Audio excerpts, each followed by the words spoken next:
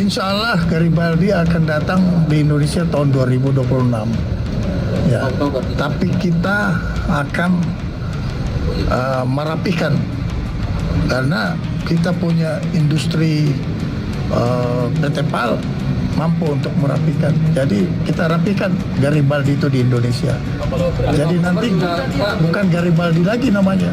5 Oktober sudah sampai Pak? Oke, jadi baru-baru ini 12 Maret 2026 kemarin di Jakarta, sebuah pernyataan menarik datang dari Menhan kita, Bapak Safri Samsudin. Seusai menerima wakil Perdana Menteri Australia, Mr. Richard Marles di kantor Kemhan, beliau langsung mengungkapkan kabar yang cukup menggigit nih bos. Beliau ungkapkan, kapal induk legendaris Italia, ITS Giuseppe Garibaldi, dijadwalkan tiba di Indonesia pada tahun ini bos, tahun 2026. Dan disinilah pernyataan menarik Menhan Safri muncul. Ia katakan bahwa kapal itu nantinya akan dirapikan di PT PAL Indonesia, industri galangan kapal nasional kita bos, di Surabaya.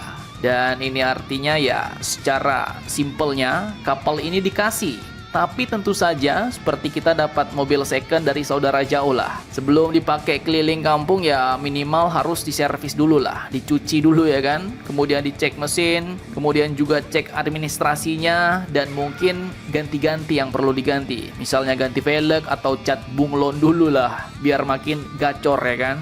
Jadi kata dirapikan itu sebenarnya punya arti yang cukup serius bos.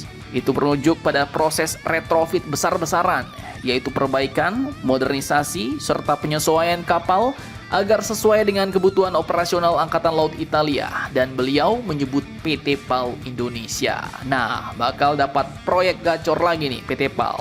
Jadi kapal yang pertama kali beroperasi tahun 1980-an itu kemungkinan akan menjalani serangkaian pekerjaan besar bos.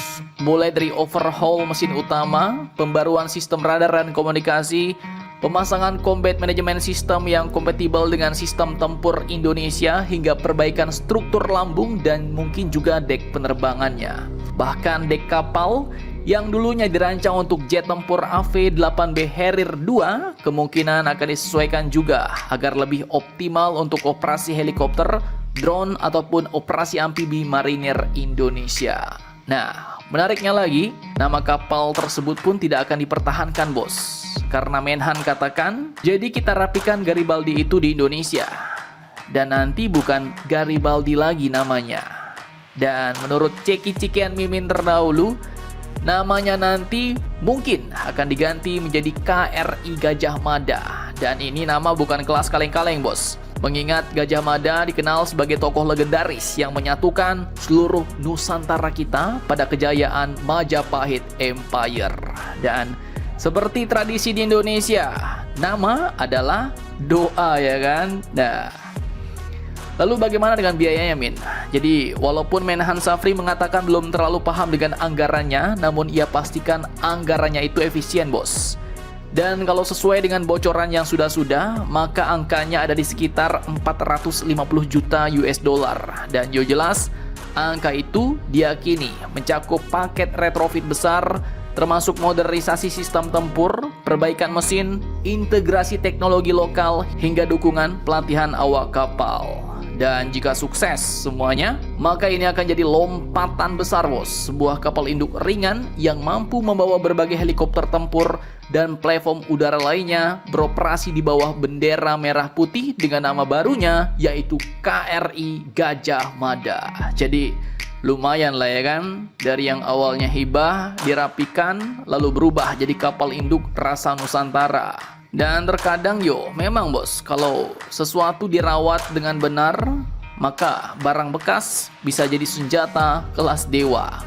Dan ini mungkin ya mirip-mirip lah kayak Tiongkok dulu ya kan. Awalnya mereka kan membeli kapal induk tua, besi karatan bekas Uni Soviet bos. Kemudian mereka lakukan retrofit dan rekonstruksi besar-besaran nih.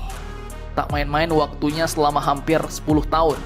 Dipelajari dan sekarang, kalian lihat sendiri, kapal induk Tiongkok udah sampai 3 biji, bahkan mau bikin yang keempat. Nah, jadi bagaimana menurut kalian tentang hal ini? Jangan lupa komentar, tetaplah kalian barbar dan jangan santuy terus demi Indonesia tangguh. Salam Indomax Indo Magazines.